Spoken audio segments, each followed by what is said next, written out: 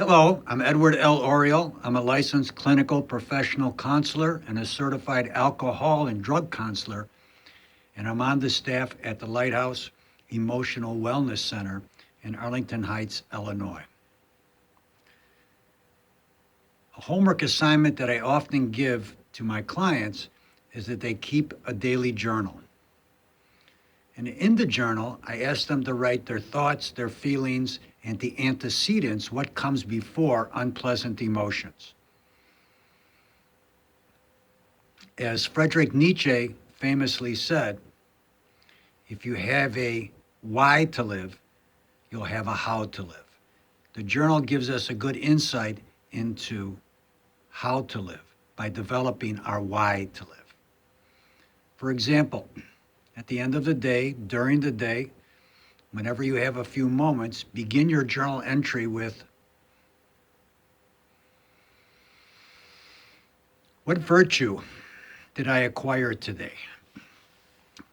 The four virtues that I adhere to in my personal life and in my professional life are courage, wisdom,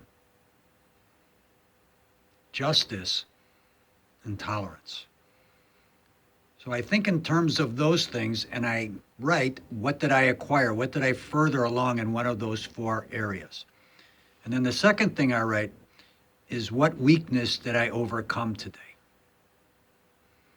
It's very important that we identify our weaknesses, and we do it in the privacy of our own journal and ourselves without fear of reproach. The way we live our life is largely up to the way we organize it.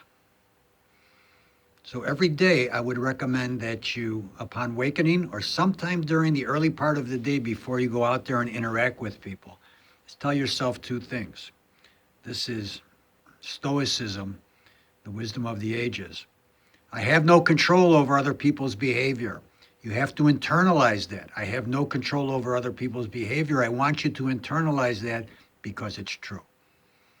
And the second thing is, you do have control. You do have the freedom to react in any way that you wish to other people's behavior.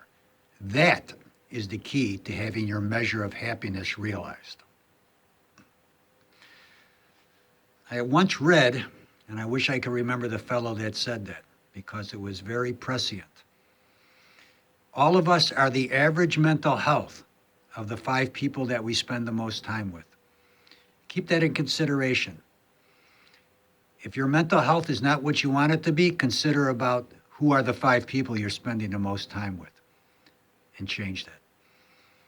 I think I can help you if you're having troubles with addiction, if you're having trouble with pernicious emotions like fear, depression, anxiety. My name is Edward L. Oriel, licensed clinical professional counselor and certified alcohol and drug counselor at the Lighthouse Emotional Wellness Center. You can reach me at edward@lighthouseemotionalwellness.com. Good day.